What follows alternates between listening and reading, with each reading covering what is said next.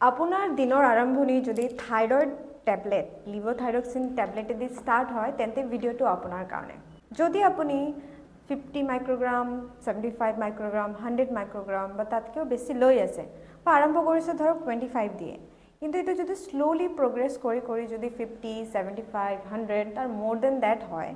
লাহে লাহে লং টাৰ্মৰ কাৰণে কিন্তু এই মেডিকেশ্যনে আপোনাৰ বোন মিনাৰেল ডেন্সিটিত এফেক্ট কৰা ষ্টাৰ্ট কৰি দিব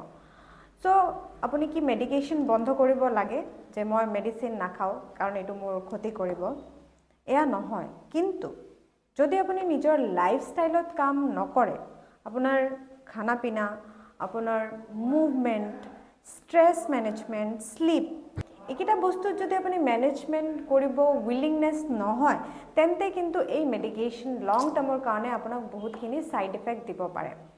সো এটো বন্ধ নকৰি ডাইৰেক্টলি আপুনি সাইড বাই সাইড নিজৰ ডায়েটত অলপ কাম কৰিব ট্ৰাই কৰক অলপ মুভমেন্ট আনিব ট্ৰাই কৰক স্ট্ৰেছ মেনেজমেন্ট টেকনিক্স বিলাক ব্রিথিং টেকনিক হোক মেডিটেশন হোক বা সিম্পলি জার্নালিং হোক বহুত কিবা কিবি টেকনিক্স আছে বিলাক কৰক স্লিপ টু প্ৰায়োৰিটি দিয়ক এইবিলাক যদি আপুনি প্ৰেক্টিস কৰি থাকে লাহে লাহে লাহে আপোনাৰ মেডিসিন টেপাৰ ডাউন হৈ কেনে কমি যাব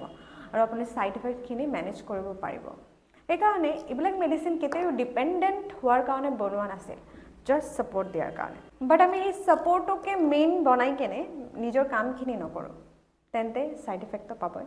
সেইকাৰণে নিজৰ লাইফষ্টাইলত কাম কৰা আজিৰ পৰা ষ্টাৰ্ট কৰক